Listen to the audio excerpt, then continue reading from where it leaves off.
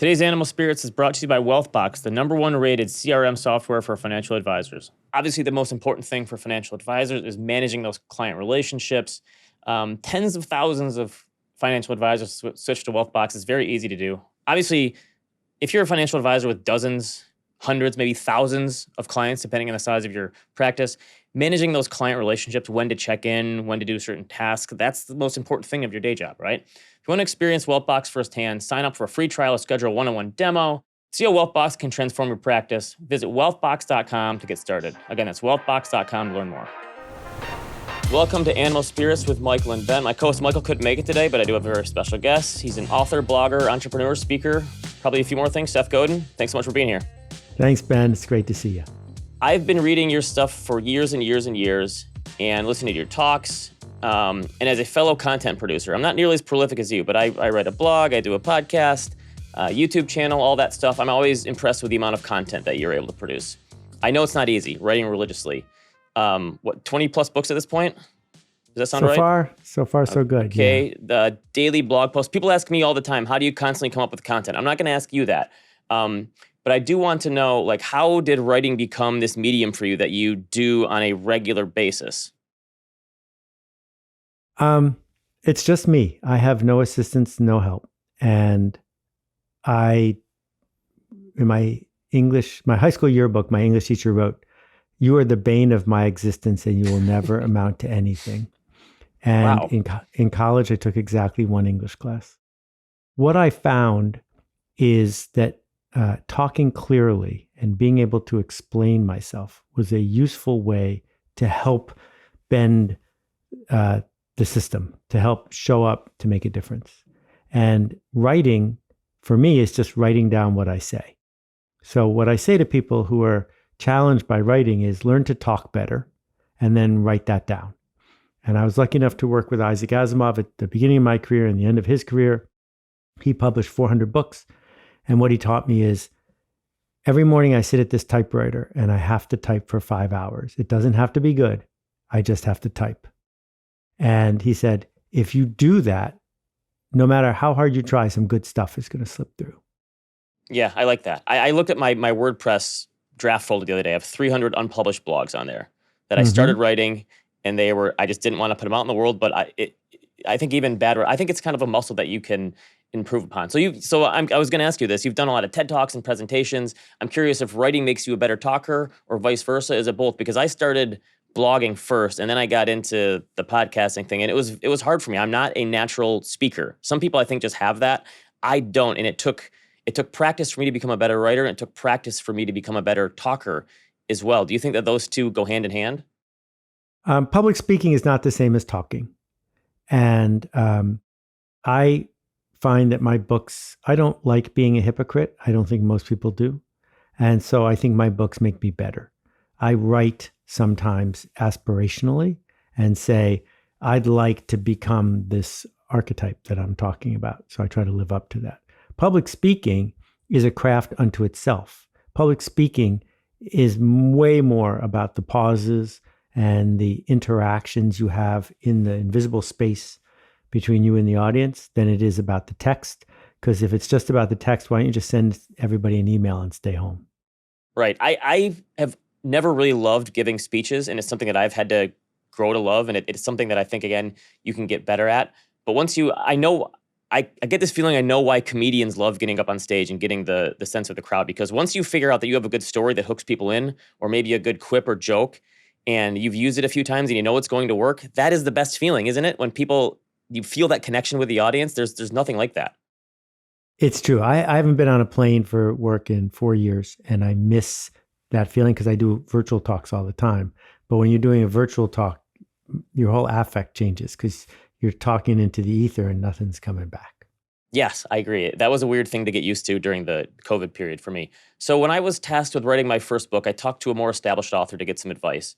And he said, listen, don't try to reinvent the wheel. You've already written the book. You've been writing your blog for years. Take the best of what you've written on your blog, organize it, make it more coherent. That's your book. Do you use your blog as a starting point and as a jumping off point for your books? Okay, so I don't think of myself as a content creator. I think of myself as a teacher. And I used to write books for a living, but I don't do that anymore. I write a book when I have no choice. So I'm not saying, oh, what material do I have? How can I turn it into a book? What I'm saying is this material demands to be a book.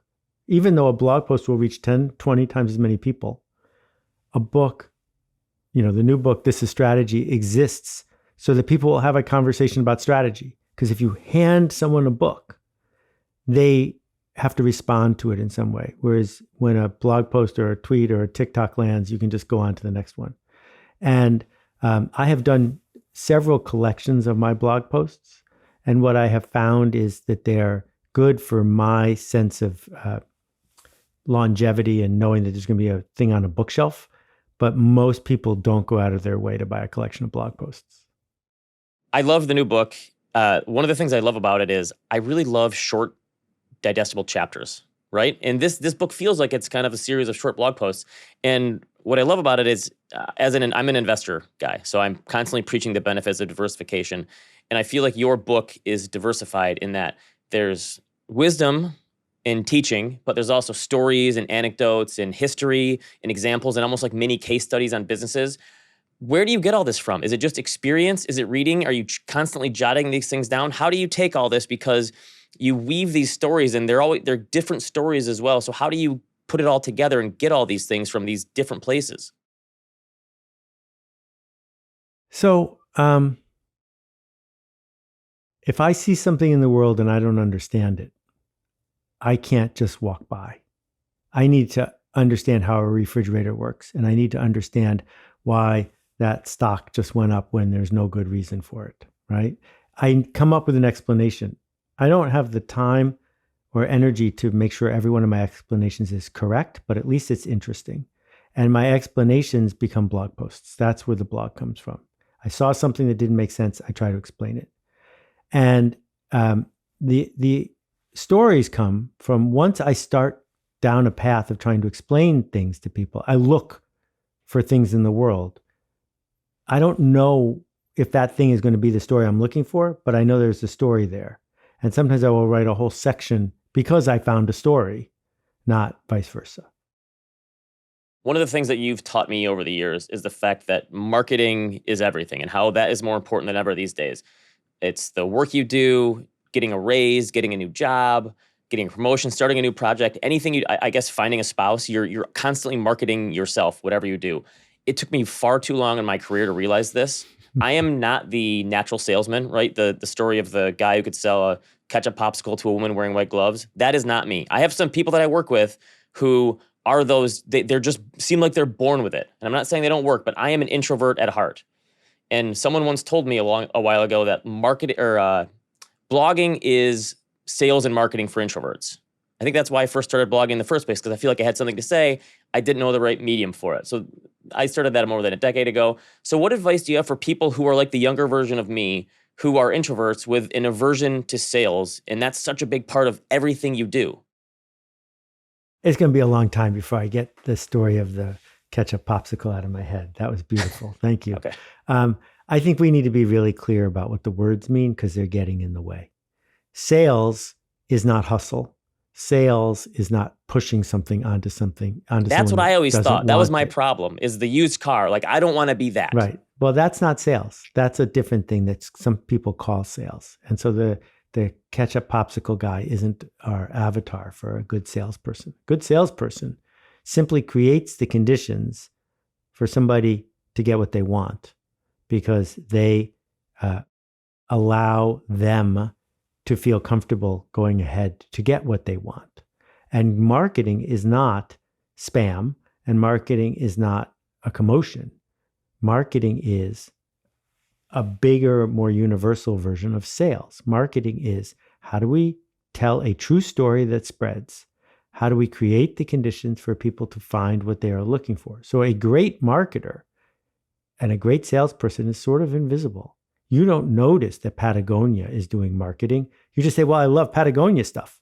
Well, yeah, but the reason you love Patagonia is because Rose and other people did an enormously powerful job of marketing, right? When we say something sells itself, well, no, what really happens is a marketer had enough empathy to bring the right thing to the right people. So many of the people I see in the green room, TED speakers and stuff, are introverts.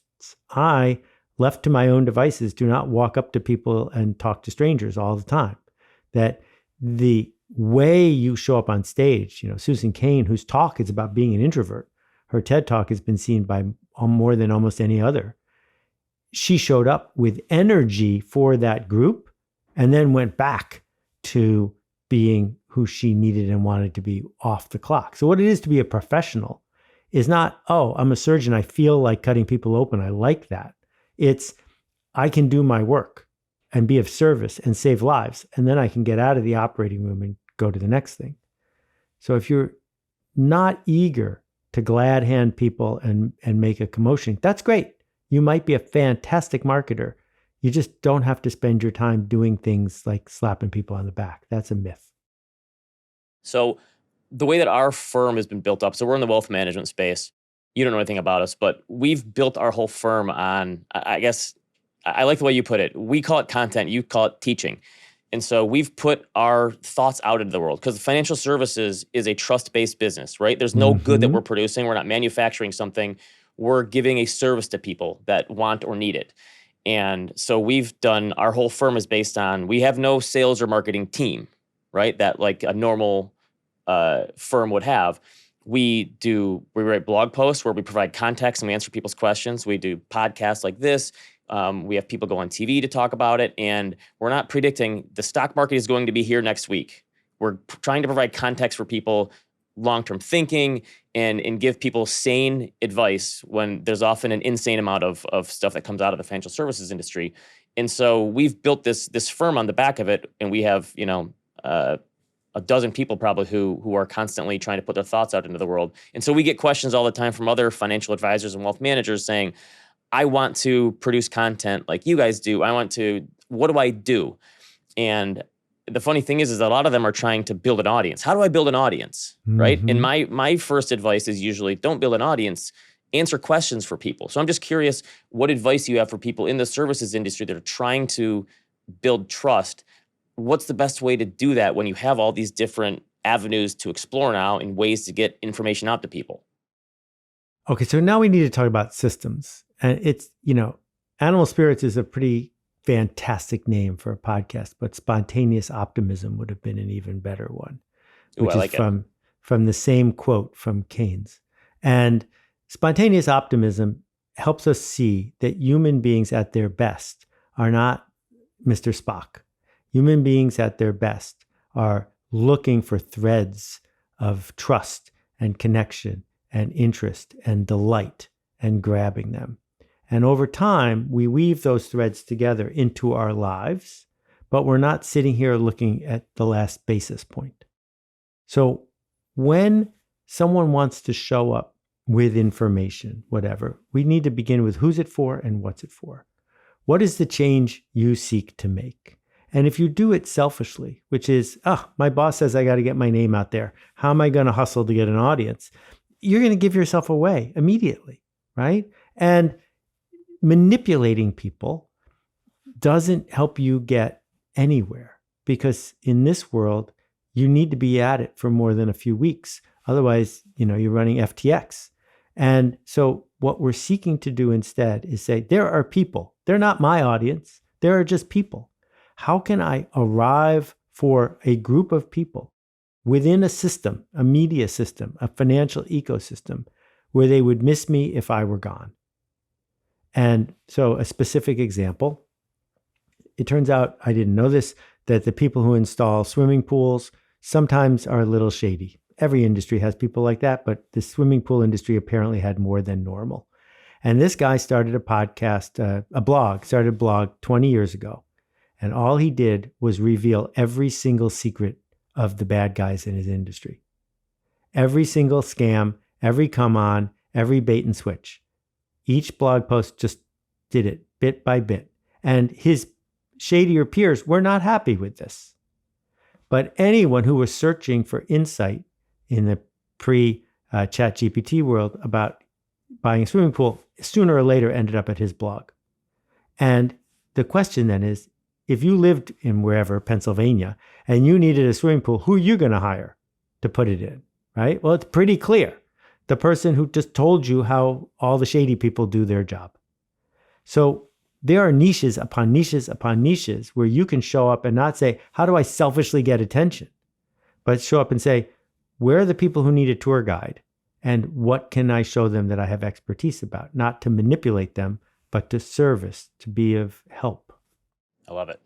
There's this old saying that no one goes to church looking for an 11th commandment every week, right? It's the evergreen stuff that matters, right? So I'm curious where you stand on going back to old material over and over again and driving home important points and maybe telling it in a different way. Because that's what I feel like with investing. No one's making up new ways of investing correctly these days. It's driving home the stuff that really matters that everyone kind of already knows, just telling it in a different way.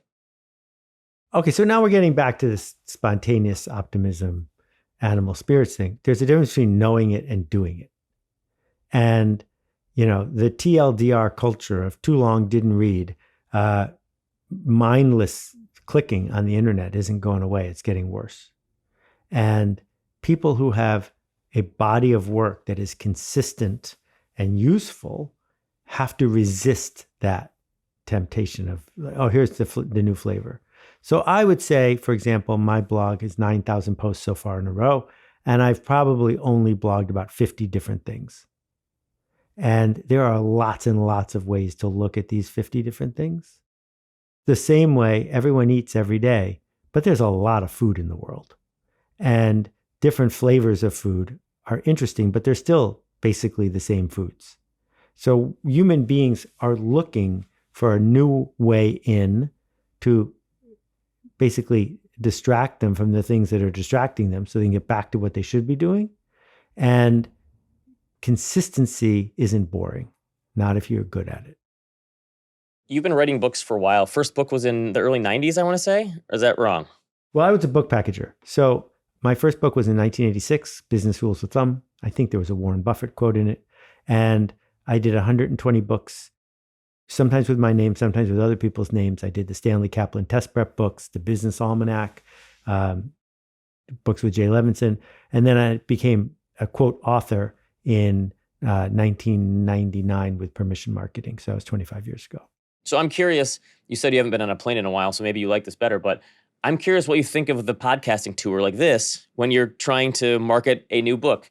Is it better than the previous iteration of trying to get out there and do a book tour? Do you like it better, or is it just different?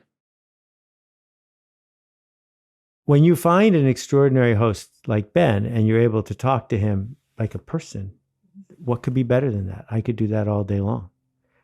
Sometimes you talk to people who think they have to have a podcast, but are afraid of having a podcast or don't want to put in the work to do a podcast. And that's hard because then you're doing two people's job at the same time. That's happening less and less because even though anyone can have a podcast, everyone doesn't have a podcast because the people who were just hacking at it mostly have stopped. I don't miss being on airplanes one bit. I do miss the weird serendipity that comes from being in the right place at the right time. We could have a 4-hour podcast about the technique of marketing and promoting a book because that has changed a lot. And most people have no clue how to do it, and they never did have a clue how to do it. And it leads to a lot of frustration. We don't need to get totally into this, but I'm one of these people. So I'm not nearly as prolific as you. I've written 4 books in my day about investing and behavioral psychology.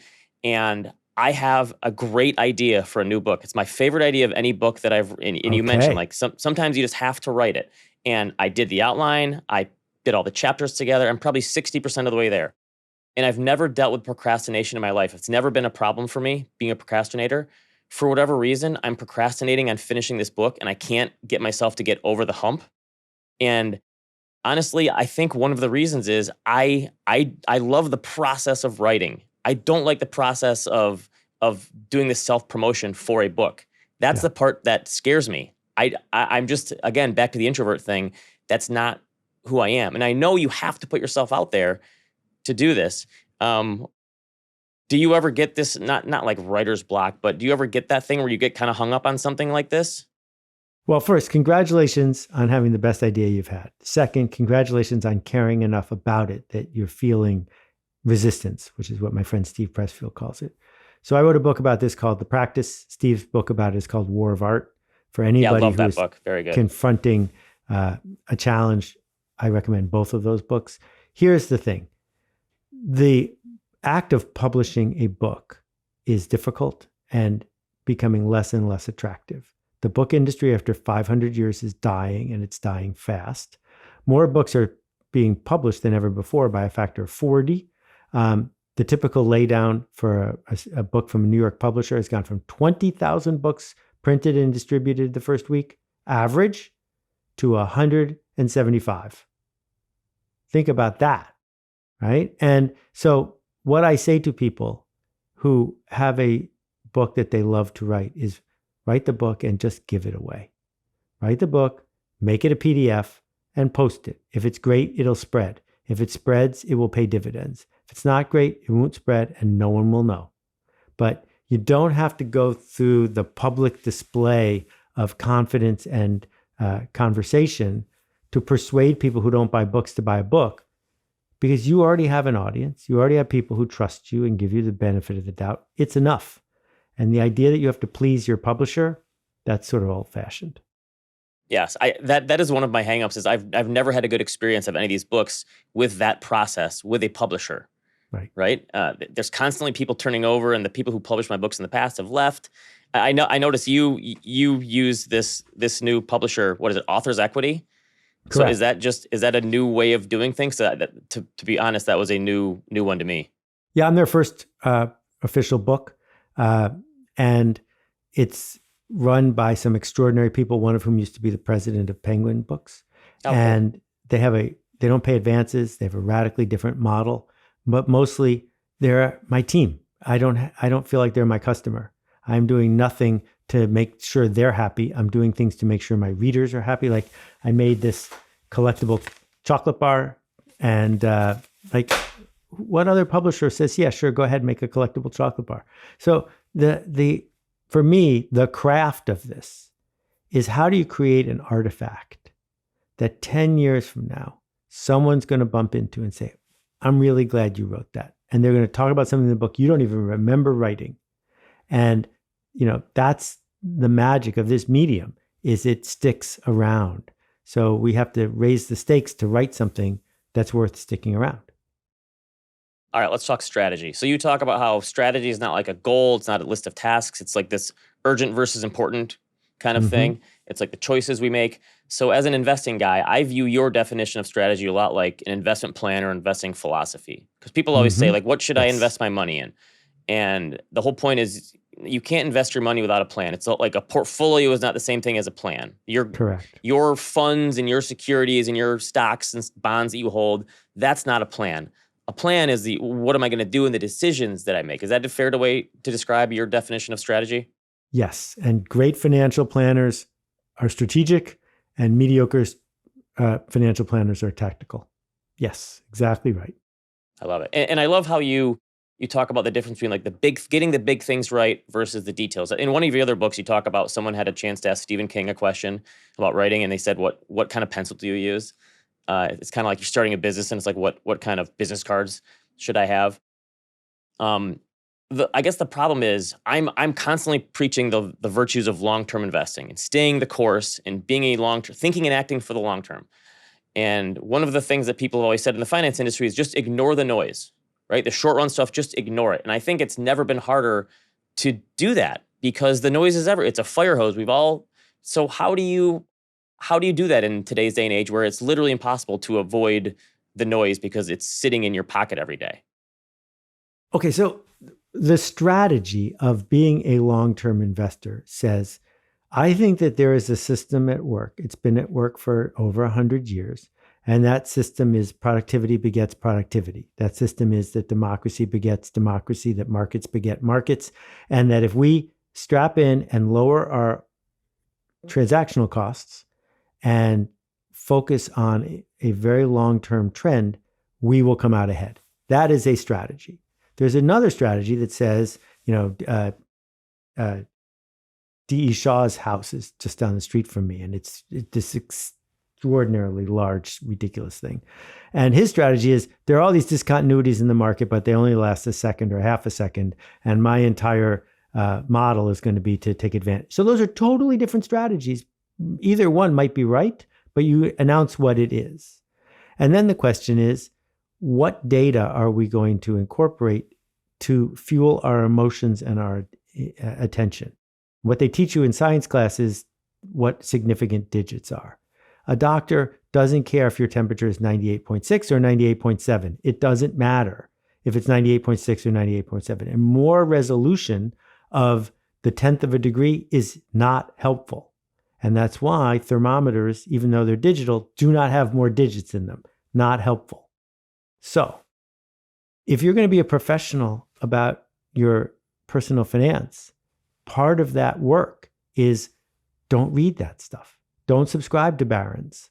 Don't get breaking news from any site that talks about stocks. Don't invest in stocks that make a lot of noise, because that is going to take you away from the strategy you signed up with in the first place.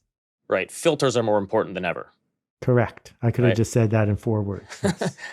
So I love the fact that you talk about how culture itself is essentially strategy, right? And for my firm, culture is a big thing. It's not only the people that we hire. We have this internal rule where when we're trying to bring someone in, if it's not an obvious yes, it's a no. Right. And it's the people that matter. And the same thing with our clients. We don't want to take on a client who wants us to do something that we can't or won't do. Right. I want you to pick penny stocks for me. If we bring you on as a client, you're going to waste our time and we're going to waste yours. It's the whole thing. So how much do you think about the difference between people and then, strategy, the way that people normally think about it? Like what's more important, or is it all just kind of intermingled there? Okay. So what's culture? Culture is people like us do things like this. And where does culture come from? Culture is invented by systems to defend themselves. So the wedding industrial complex has invented a culture about how much you're supposed to spend on a wedding ring and how much you're supposed to spend on flowers, and that you should serve steak and salmon. This is all invented as normal to defend the system. And useful, successful institutions have a culture. What is it like around here? How do people make decisions? Who do they need to ask? And what can they do without asking? And if you wait for it to arrive accidentally, you'll end up with something that's mediocre and toxic, because human beings at work have so many pressures on them that they will inevitably race to the bottom. And so part of what you're talking about is building a culture that is resilient enough that you don't have to watch everybody doing everything all the time, and that you don't have to spend a lot of time arguing with your customers. And so, Warren Buffett's secret is not a secret. His secret has only 2 parts to it. 1, he intentionally built a culture and a strategy. And 2, he's done it longer than anybody else. If you do those 2 things, you are quite likely to come out ahead. When I first started my blog, I think I kind of accidentally backed into a strategy of who my audience would be. Because when I first started writing it, I'm a nobody. And I was writing it for friends and family. I was sick of them asking me questions. And so I decided I'm just going to start this blog. And for my father-in-law and, my mother, who always asks me, like, what is the stock market doing? Where is it going next? I'm going to answer their questions. So I put it in as plain English, because I'm the investment guy for them. And so I put it in as plain English as I could talk about. And I realized within the first 6 months or so, I was getting emails from financial advisors saying, and I was not in the financial advisor space at this time. I'm managing money for institutional portfolios. And so I'm totally oblivious of the wealth management space. And all these advisors are emailing me saying, hey, I like the fact that you put it into plain English, because my clients are also not finance people. They can understand it. Can I use your blog and share it with them? And I said, oh, of course, I don't care. That's the whole point of it. I want to put it out there. And so I didn't have this grand plan in my mind of I'm going to put this stuff in plain English so people can understand it better. It was this is my audience. So I'm curious how you define your audience, because this does not strike me as a book that is meant for MBAs or CEOs or anything like that. It could be, but it's also probably casts a wider net. So how do you have any thought process of that going into a project like this, of defining your audience? Okay, first, the name of your next book is I'm Sick and Tired of Answering Your Questions. I'm very clear about who my audience is. And that's a key part that I talk about in the book. Who exactly is it for? The same way you talked about who exactly is your firm for. But it's almost always a mistake to judge our audience by what they look like from the outside, by their height or their income or their race or their background. None of that is important. What's important is, what do they believe? What do they dream of? What do they wish for and think about? What are they afraid of?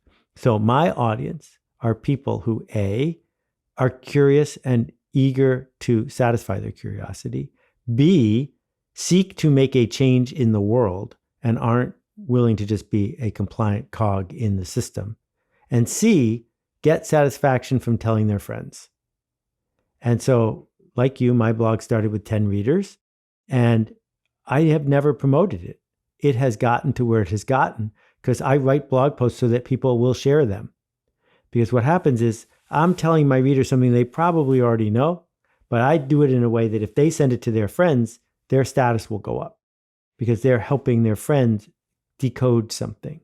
And so when I did the book Purple Cow, the first 5,000 copies were in a milk carton, and the people who bought it kept the milk carton on their desk, but they didn't do it because they were promoting me. They did it because they were promoting themselves, because if their boss saw the milk carton, a conversation would happen about it, and then their job would get better. All right, so at the end of the book, we'll finish with this. You write how you gave thanks to an AI LLM named Claude, which I'd never done before, so I checked it out. And I have to admit, I'm kind of torn on AI interacting with creativity.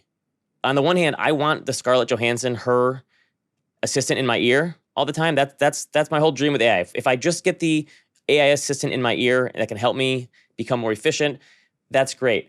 But I also love the process of thinking for myself. So I'm curious how you handle that struggle of using the AI to better your process, but also still having your own process yourself in thinking through, because that's one of my favorite things about writing is I think writing is thinking. It's just a way of organizing your thoughts. So how do you view AI in that construct? So I wrote every word of the book. I wrote every word of my blog. And you just said, I like thinking for myself. You have never thought for yourself, not one day.